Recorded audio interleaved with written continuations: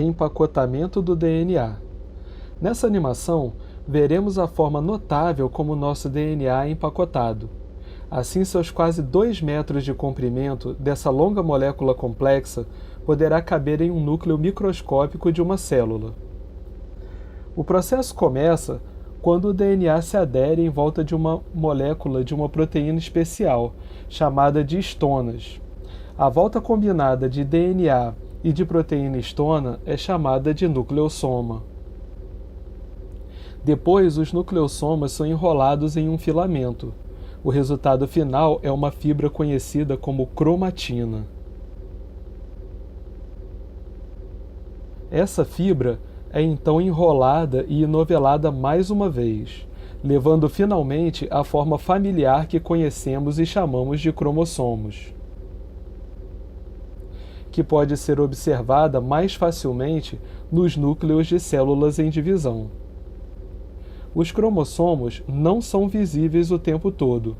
Eles ficam mais visíveis enquanto a célula entra em processo de divisão celular, quando as duas cópias do DNA das células precisam ser separados.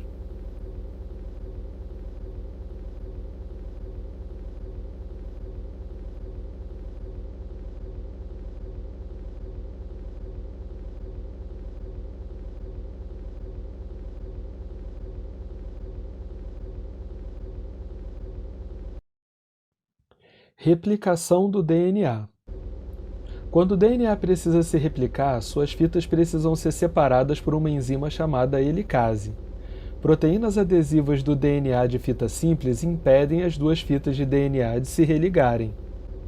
As fitas de DNA líder possuem um código na sequência inicial que vai da ponta 5' para a ponta 3', onde ocorre a montagem da nova fita de DNA pela enzima DNA polimerase 3.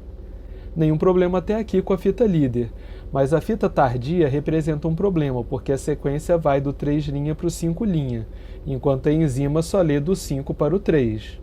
Então a enzima DNA polimerase 3 vai ler a sequência de nucleotídeos dessa fita de DNA em pedaços, chamados fragmentos de Okazaki.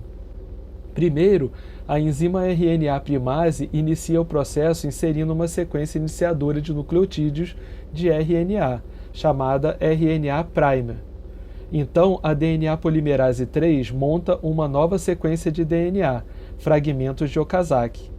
O processo se repete até montar toda a fita de DNA. Outra enzima, DNA polimerase 1, substitui os RNA primers pela sequência de DNA certa. E, finalmente, a enzima DNA ligase liga todos os fragmentos de Okazaki com a sequência de DNA substituintes, formando uma nova fita de DNA complementar.